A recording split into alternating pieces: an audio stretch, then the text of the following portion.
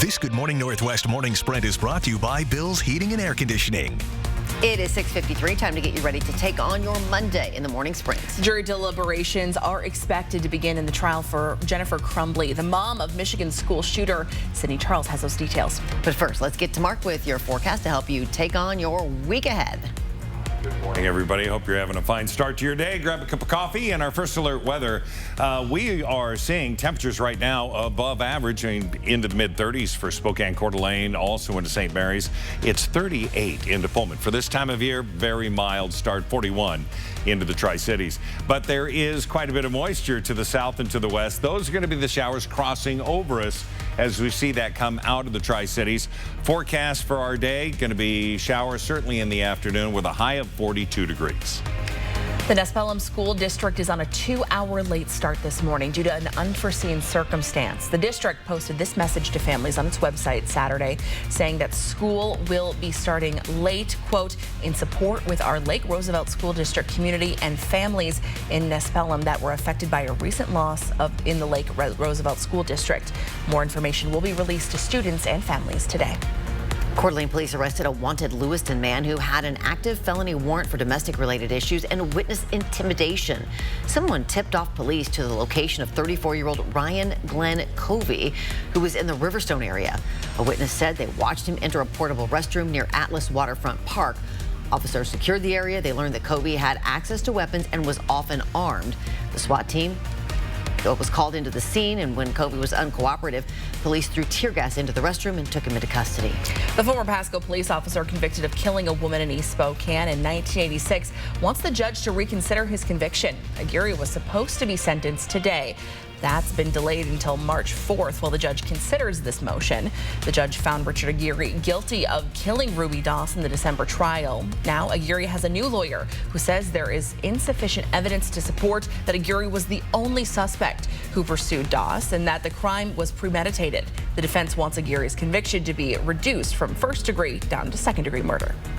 Washington State Patrol searching for one or more people who left the scene of a fatal car crash in Grant County early Sunday morning. Happened around 2 a.m. when 36-year-old Jeremiah Gregg of Moses Lake rear-ended another vehicle. WSP says he was not wearing a seatbelt and died on the scene. The vehicle that was hit had stopped on the shoulder of State Route 17. The people in the car abandoned it.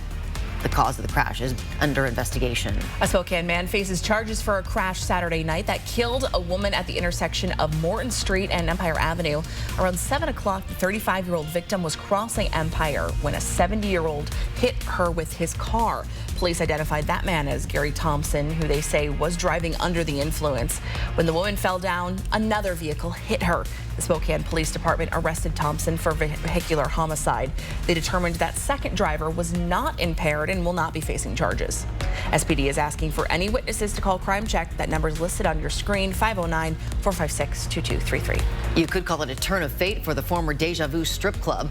The building on Sprague Avenue in Spokane Valley had been home to a strip club since 1989 until it closed in September. Caleb Altmeyer bought it. He's the founder of Helping Captives, a Christian organization he says is focused on helping victims of sex trafficking. Some former Deja Vu employees and other sex workers protested a men's revival at the venue Saturday night, saying they feel more hate than acceptance by the organization. You can read more about this story on KXLY.com. This morning, a Michigan jury is expected to begin deliberating the fate of Jennifer Crumbley. She's the first parent in the U.S. charged in a child's school shooting. Her son Ethan shot and killed 4 people at his high school in 2021. Crumbley, charged with involuntary manslaughter, is accused of missing warning signs about her son's mental health before his attack at Oxford High School. Prosecutors claim she was too wrapped up in her own hobbies and extramarital affairs, while Crumbley's attorney says she was a vigilant mom whose son was a skillful manipulator.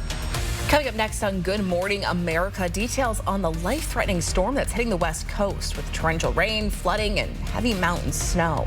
And Boeing is conducting a new investigation into quality control. The company revealed a glitch found during the production of 737 MAX jets. Boeing says workers flagged misdrilled holes on 50 undelivered planes. Boeing has been under fire since the mid-air blowout of a door plug on a 737 MAX 9 jet last month, which prompted the FAA to ground the planes for weeks. But this time, Boeing says the misdrilled holes pose no immediate flight safety risk. Back with a final check of weather.